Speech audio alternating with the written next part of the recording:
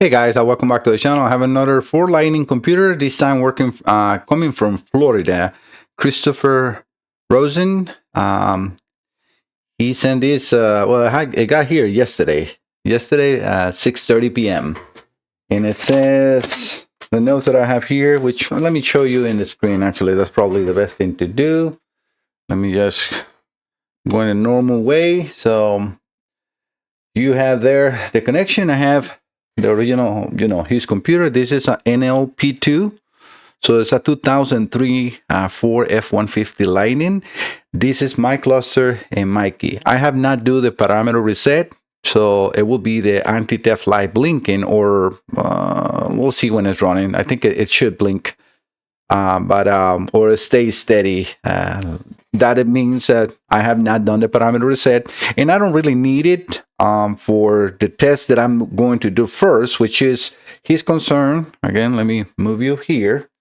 Is, as you can read in there, is a 2003 Ford Lightning ECM crank no start, not sensing rotation. And what he means with that is no RPM. So this is a very common problem on these computers, and I'm an expert. You are in the best hands if you send it here. I also have another picture. Let me see if it's before. I took the pictures so he can see the connections, and you too as well. Connected here like that. And you can see and read there very clearly that this is, like I said, an NLP2. That is the family of this computer. And he has it painted black. So that is very unique. It looked like it was someplace else because it had these seals that are removed. I didn't remove them. But yeah, so this is it in there. All right, so for this, I use the full proof. So what you're about to see is the test before repairs. I always reproduce the customer concern to make sure that I can also show the full repair after I do it. I have shown multiple repairs. I actually just finished one from a guy in, where was he? In New York, George.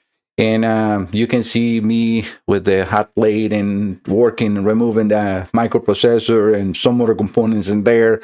So I don't show in all the videos the same to not make it repetitive, right? But what I usually do for every customer is reproduce the concern and then show the computer working. A lot of these computers, after you power it on, like which I now have it off, so it's not warming up or anything, they work. So if you leave the key on for like 30-40 seconds and you now attempt to start, the car starts. But if you let it cool down for like, maybe 10 minutes or so, and you go immediately to try to crank, the car will not start. You can crank and crank and crank, it will not start. But again, if you leave the ignition on for like 40 to 50 seconds, the car runs. And while you're having the crank no start, the first hint that you want to see is your cluster RPM gauge. If you're cranking and no RPM gauge, that is, leave the ignition for like again 40 to 50 seconds, crank, and now you got the RPM and the car starts. That is definitely, no doubt about it, the computer. If you do still have the same and there's no start, it might be something else, like maybe a crankshaft position sensor or harness or so, which is also very common on these vehicles. I always recommend to replace the spark plugs and coils, and also to check the alternator AC ripple. The reason I recommend that is because the signal, the crankshaft position sensor signal on these vehicles is an AC sine wave, so it's not, it's like an AC sine wave, so it goes smooth up and round and down and round, and instead of a flat 12 volts or a square wave signal that will do most of the other crankshaft position sensors. But this is not. So by having that AC signal, when the alternator, which is supposed to only give you DC voltage, but it goes through a set of diodes, it's actually the alternator is producing AC voltage. But that set of diodes will transform that voltage into 12 volts, which is the normal voltage DC. When those diodes become bad, the AC's voltage leaks into the 12 volts and can affect vehicle speed sensors, crankshaft position sensors, because it's a speed sensor. Let me 1 second, guys, to take this call. Probably a spam call. All right, so what I was saying is the crankshaft position sensor in this car is like a speed sensor, so that's why those signals can get into it and start damaging the computer, because the amplitude of that form will change and it will damage the internals. That's why I recommend those. And same thing goes with the spark plug KB. The spark plug's voltage is very high. So if it's leaking, like if you have a leaking, coil arcing or bad wires or a bad spark plug that can leak that voltage into the block where it's not supposed to, it can damage, again, computers and electronics. All right, so that is the recommendation. All right, so now, the first thing that I'm going to do is actually, let me get into what you see in the bottom right corner is the simulator that I'm using in here is the full probe, and that has a software that I can show you signals on the screen. So on the right side of that same green screen, you have two spark plugs, like the image of a spark plug that will fire, and then 4 injectors, even though this car has 8. And if I show you here, these are the real simulator, not the software, right? I have 8 coils and 8 injectors, and they will fire, right? But the software only shows 4 injectors and 2 coils. Since I have not done the parameter reset, again, for the anti-theft system, the injectors will not fire, but the coils should fire. And no matter what, even if the car is not starting, you should always see RPM. And I'm going to prove that here, well, even right now or after we do the repairs. But after we do the repairs, I will do the parameter reset, which I can actually use or do in the video. If you guys want to see that, I might want to do it just to show you the same thing. But let's see how the computer is working first. All right, so I'm going to inject the signal that I use for low RPMs is signal 51. This is very unique to this simulator. All right, so I'm going to put 400 RPMs in here. So this is like the signal is already being injected in the computer. Obviously, the computer is off and so is the cluster, so that's why it's not running. But this is like already, like when I turn the ignition and everything off in this box that I got right next to me, the car will be like in a cranking mode already. So it will have to immediately start. And if you go and watch, I have a full list of these vehicles repairs that I have done. You will see how when it's done and when it's working properly, as soon as I turn the signal, it fires immediately. So let's see if it happens or not. All right, so 1, 2, 3. Nothing. So nothing is happening. We have absolutely nothing going on in here. So yep, you can see the cluster is powered up, and that mileage is my miles because that's my cluster. As I said, the theft light is actually a steady on because I have not done the parameter reset, but we have no signal. And I hope you can see in there where these switches, and I can move you here, are now all in red. You see the 3, and when I turn it off, I turn it off, and like when I do that, now you can see the cluster is off. When I power is on, the cluster goes on. But again, it's not firing. And I just did it again, right? And nothing happened. So I'm going to do it different now since it didn't work that way, this is already reproducing his concern. I'm going to do it the normal way that I do too, is now turn it on and then provide a signal. Nothing. There is no response from that computer whatsoever. So the next thing that I need to do, I think that we do have communication because I can see the mileage on the cluster. When the computer is not talking, usually you will see dashes on the cluster or no numbers, either one. And that means that computer is probably bad inside the microprocessor. All right, so let me connect the scanner, which I can do quickly.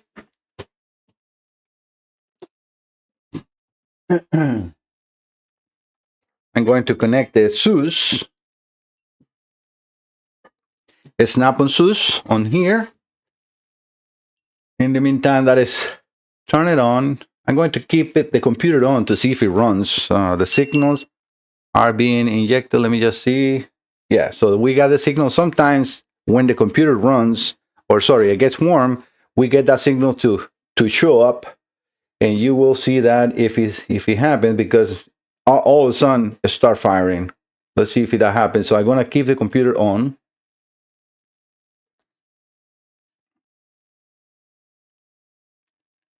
Again, in the meantime that I'm connected to TeamViewer on the scanner.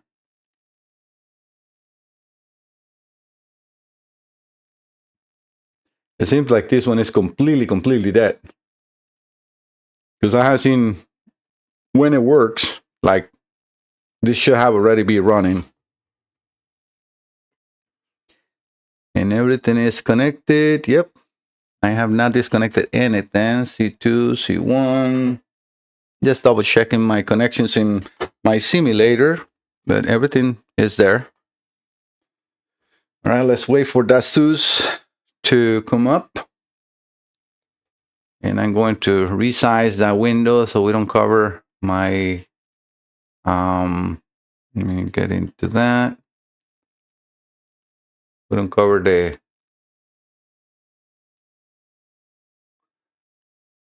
instrument cluster. Yeah, I think that looks okay. Because no matter what, all we want to see on the scanner is to see if it connects. So let's go into scanner. The BCI is already there. It's attempting automatic. That means that I think the computer is talking. And it is. So we have the VIN number, which I don't suspect to be different because that's what we have connected. But yeah, in the paper, C as in Charlie, A as in Apple, 77615. And that is exactly what we have there. So yeah, the computer is talking. Oh, that's not what I want to enter. Very quick. So we're going into engine. We're going to go into data display, which is another hint that you can also see if you enter the scanner, you go into accessories, at least on the Snap-on, and you go for the data pit. The data pit is like the lines or values for each sensor or so. In this case, I can see in here RPM. I can go do a custom and deselect all, and then select just the RPM data pit, and then put them in a graph mode. And we can see in there that it's reading 0, completely 0, and we're injecting the signal. So I can also do another thing, which, I mean, when this one doesn't work, the other one doesn't work either. So I'm going to turn this off, turn back on. One other thing that you can see on the bottom screen, you know, the simulator, is we got the battery voltage and the sensor voltage right next to it. So we got the 14.2, which is the battery voltage, and then the 5.1, which is the sensor ground and voltage, because if either one is missing, we should see 0 there, but both are working good because we got 5.1 on that reading. All right, I'm going to change the signal to 7, which is a signal that I use to test these computers at higher RPM. For some reason, this tool has 2 different signals, but that's fine. All right, so when it's that, I start in 1200 or so, and I can bring myself down, but nothing is happening. I can quickly demonstrate that this is working good because I have other computers in here, and I'm going to do that. So I'm going to turn this computer off. All right, I just turned everything off, and let me get one of my computers here.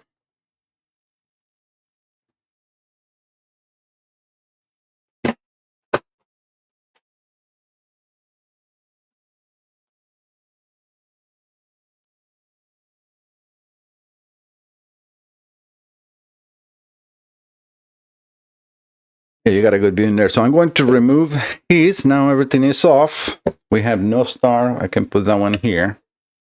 And I'm going to put this computer here. This is my computer. As you see, we lost communication with the scanner for obvious reason, right? We unplug everything. So I'm going to go back to that signal 51. And I don't remember if this computer is mirrored or not with this cluster because those are mine, but either way, we will see that. So let me turn this. I have not turned the computer on, and I'm going to put the same 400 RPMs in here. So we got everything that we had before for his computer that it didn't work. And let's power this on. You see right now, we have RPM and we have a spark. Look at the cluster, reading 400 RPMs, exactly 400 RPMs, and showing you a spark. That's the behavior that we should see on the other computer. So that is, now I can prove that my connections, everything is working 100% as it's supposed to. So the problem where it is exactly on Christopher's computer. So this is a way to quickly show that indeed we have a problem with that computer and it needs to be corrected. So let me do, open the computer, see what I see, because as you have seen in here. I haven't even opened that computer, so I don't know anything about that one yet.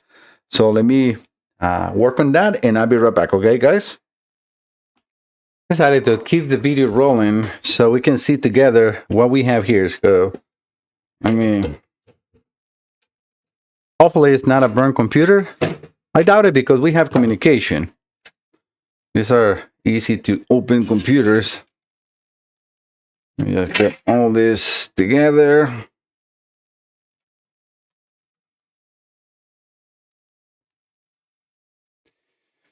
I'm glad to see it has the original cover on the back. Those are, nobody has it. I don't know, maybe one of those guys with a 3D printer can start making these ones, and they should have a complete solve, because I mean there's a lot of this vehicle they don't have this cover. This one has it. All right, this is the back end. All right, so it looks pretty good.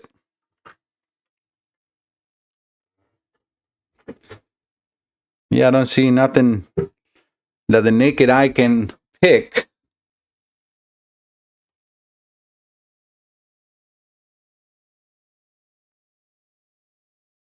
No corrosion, which is good. And it seems to be all original. Very nice and clean computer. A little bit of a white dust. I'm not sure if maybe from the spray. Hard to say. And this part number on the computer is 3L3A-12A650-NC. All right, guys, so it looks like Christopher, your computer is at least not burned, and as long as it's not a hole through the board, I can repair anything on this computer. So now we're in good shape. All right, let me see what I can do with this computer, and I'll be right back, guys. All right, guys, I completed the repairs, and actually Christopher already approved it and paid for everything. All right, so let me move you over to here, where I will be putting again the full probe, which is not on. Oh yeah, it looks like it is on. So let me just put it here. Yep, perfect. And we'll be also using the, instead to use the snap, and I'm going to be using the Autel. And the only reason is because with the Autel I can do the relearn of the keys really quickly. So I don't need to wait for the 10 minutes. All right, so the computer is now off. So you can see the cluster is off too. So I'm going to put the same signal, the 51 that we used before, and the 400 RPMs, and turn the computer on to see if we get the RPMs and the coil firing. So that's 1, 2, 3. All right, so we can see immediately the spark plugs firing, and just wait for the cluster to read. But yep, we can see immediately also RPM. So this is immediately working as it's supposed to. All right, so I'm going to do the normal way, which is with the computer on, then providing the 400 RPMs, and instantly reading perfectly. All right, so that is very good sign. Everything is working as it's supposed to. I'm going to put the signal on number 7 just to check it at high RPMs to make sure that everything is good. And we can see immediately running perfectly as well. And then I can now bring it down to normal RPM, but we can see coils. So now what I want to do, and this is the reason why I have the IM608 in there, is to perform the parameter reset. All right, so I'm going to turn the ignition off in here and back on. And now I'm going to move into the Autel, and we're going to go into, let me see, what am I? I need to go into Immobilizer. And this is going to do the relearn of the key, or not the relearn of the key, sorry, the parameter reset for this computer really quickly. It takes like literally 1 minute to do with this tool, and start to wait the 10 minutes that any other tool will require. So in this one, I'm going to automatic selection, read the bin, and that we can also see that we have a still Christopher's computer, which the bin should be C as in Charlie, A as in Apple, 77615, and now we have that in there. Perfect. So that means it is the computer, right? Because I always like to show that we're working with the same computer. Obviously, also because I show you another computer that I plugged, so I don't want to leave anything hanging. Was that my computer connected or not? So it is. Everything is good. All right. So USA, 1999 to 2004, bladed key. And we're going to click on here, yes. IMO status scan. This is very unique to the IM608. Now we're going to click into IMO learning. Immobilizer PWM, parameter reset. Turn the ignition on, it's already on. We're going to click OK. Just click yes on everything else. Learning procedure successful. All right, so now I can get out of here. All right, so now what I need to do is turn the system off, because we want to make sure that the TEF light goes off when I turn it back on. You see right now it's blinking, so I need to turn everything off. Sometimes it takes a couple of attempts. Not sure why. So I'm going to turn the full probe off as well, and then turn it back on. It's still doing the same thing. So sometimes I have to kill the power completely. Wait for like 10 seconds. I don't know why it does it, but it's all the time it does the same thing, and every single vehicle that I attempt this. So I know that it's everything fine. I'm going to turn that one on. Turn this one on. Come on. Got a cap. You know, sometimes it's 3 or 4 attempts. But I know it's done. I need that light to be not flashing and just on and then goes off. When that is done, it will receive and it will be done. It's still doing the same thing. Just playing with the switches in here.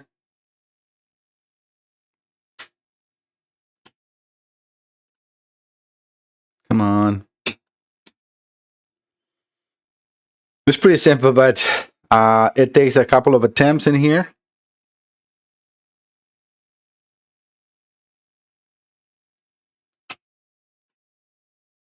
Come on, let me remove the key. Sometimes that does the trick.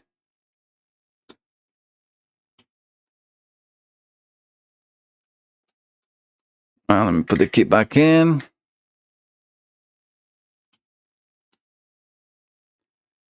Doesn't really want to do it. Let me play with these guys and I'll be right back. Yeah, I actually have to kill completely the power from my bench supply. Maybe it's something that full probe keeps power up and it does it, because all I did was turn the completely power off from my power supply behind me for 10 seconds, and now it works. So I'm going to keep that in mind, because looking now when I turn the ignition back on, we got the TEF light and it goes off. So that means it's learned.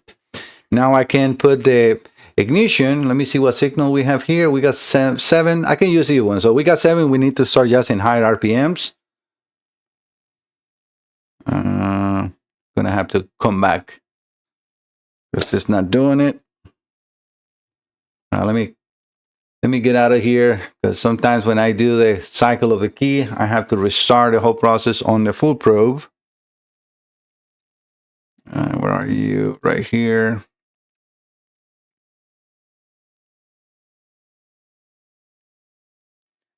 And I'm going to have to reselect for you guys to see that in there. So give me 1 second, because when I turn them off, it loses the correct screen.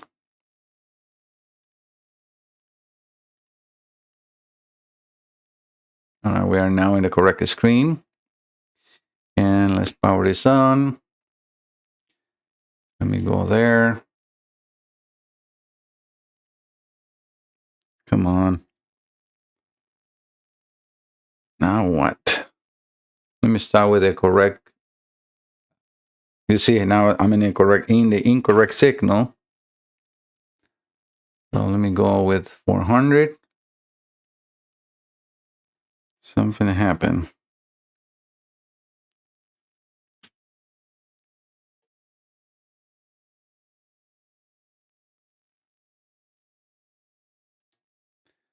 Something happened, because it was working perfectly.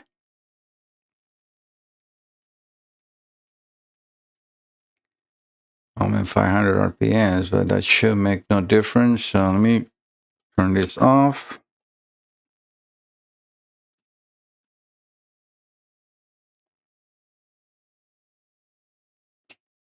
Let me reconnect everything, guys, because yeah, this is definitely either the software. I'm gonna have to completely get out of full probe and restart it to make sure it reads properly.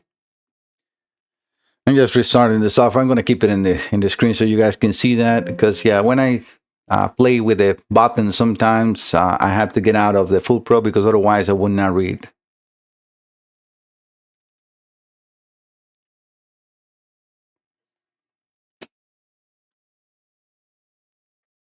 Key is relearn. We got mileage, so everything is connected properly. Let me just make sure I can make it run. 51. Yeah, it's not reading the signal. Something happened.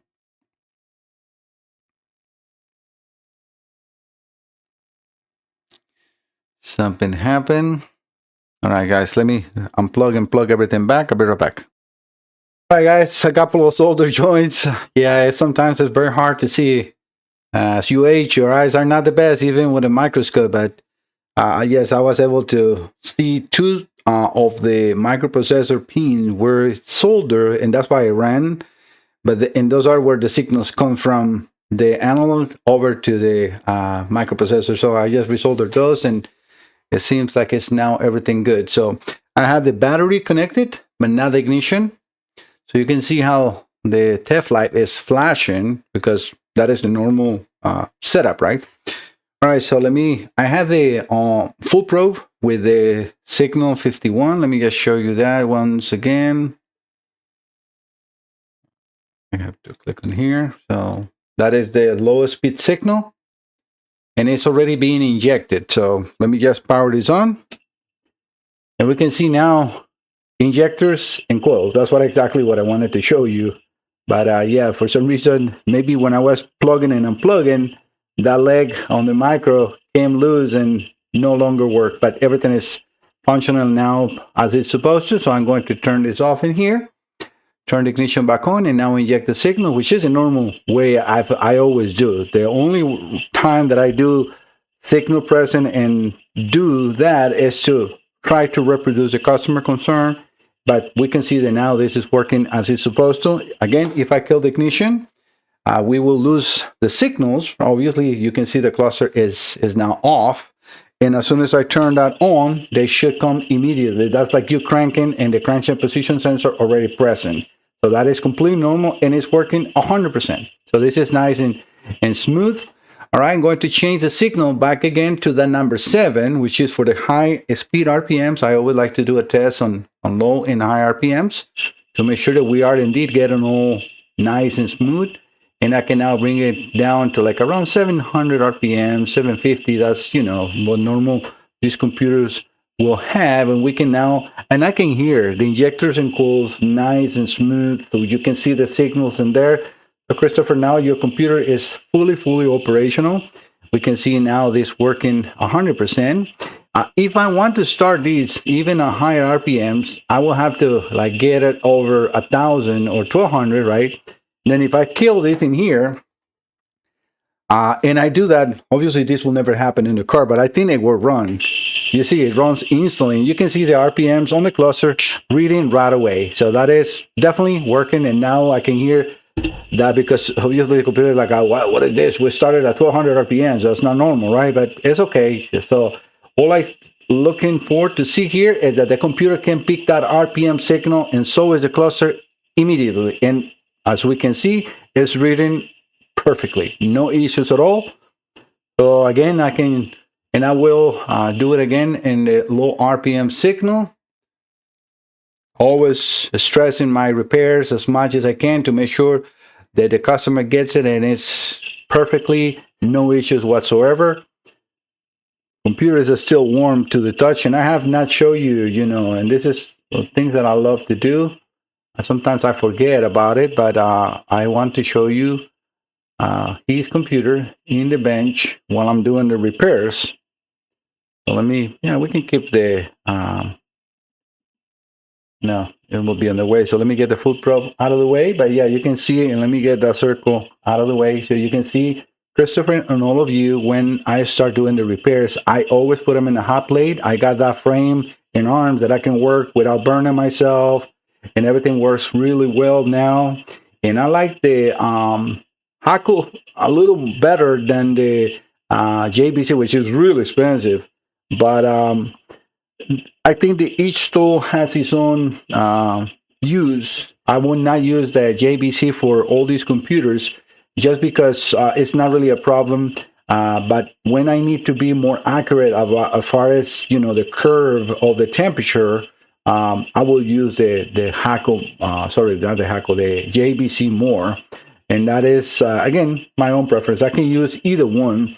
The only reason I like to use this one is because it heats up a lot faster, but it's not an infrared, so I can definitely feel the heat in my hands, and I have to put a Kevlar sleeve and so on.